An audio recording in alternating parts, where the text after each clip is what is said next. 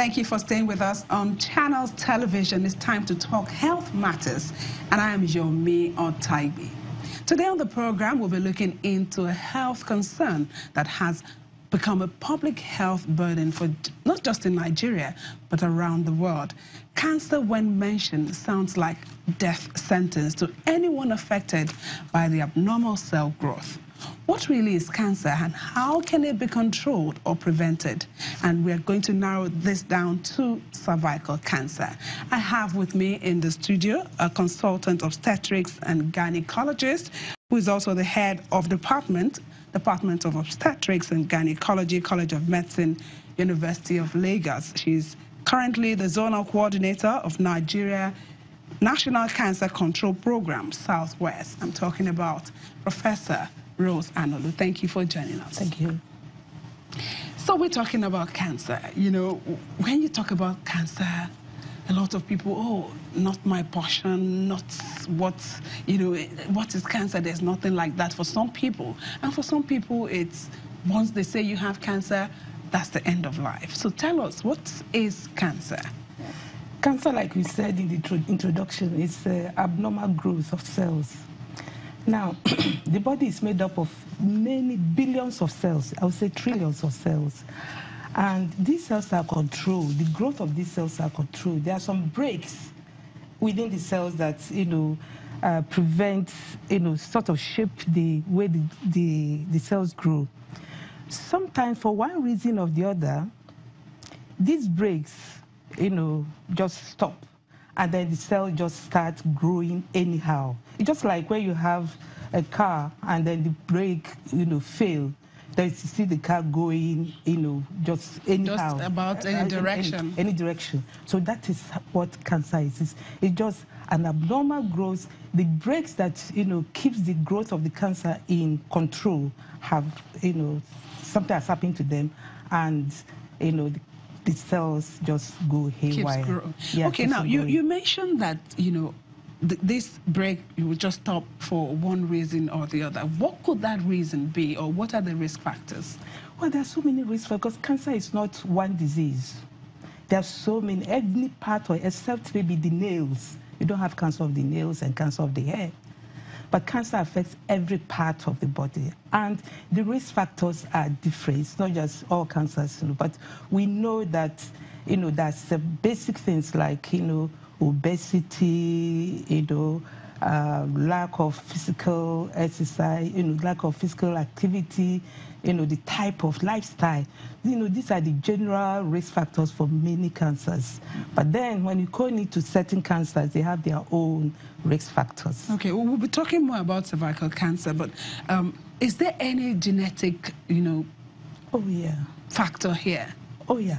Some, like I would just use breast cancer, for example, ovarian cancer. These cancers are, well, we have some genes that we call them that, prevent the growth, they just prevent cancer, sort of, And one of the genes is, for breast cancer is BRCA1, okay?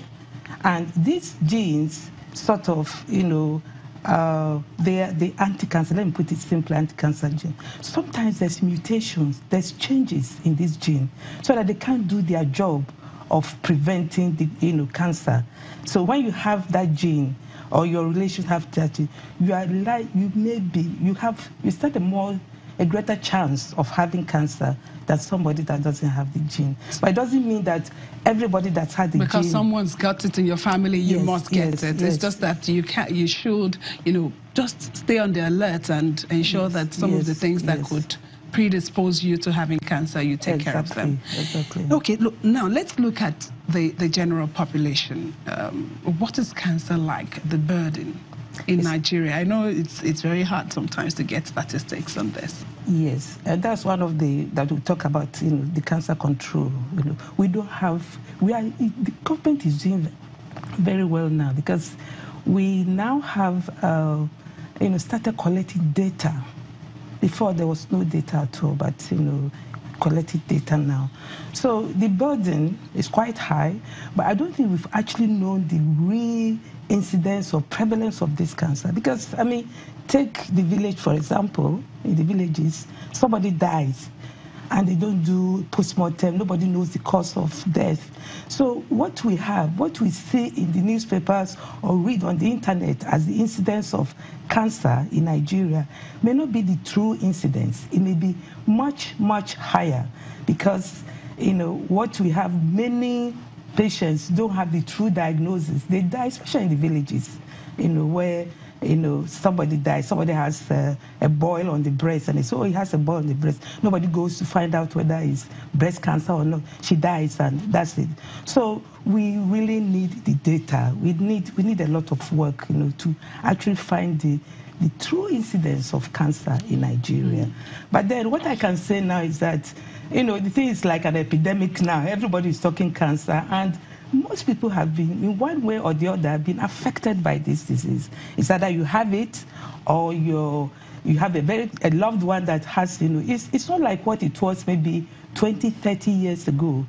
And you are just wondering why. Is it the change in our lifestyle?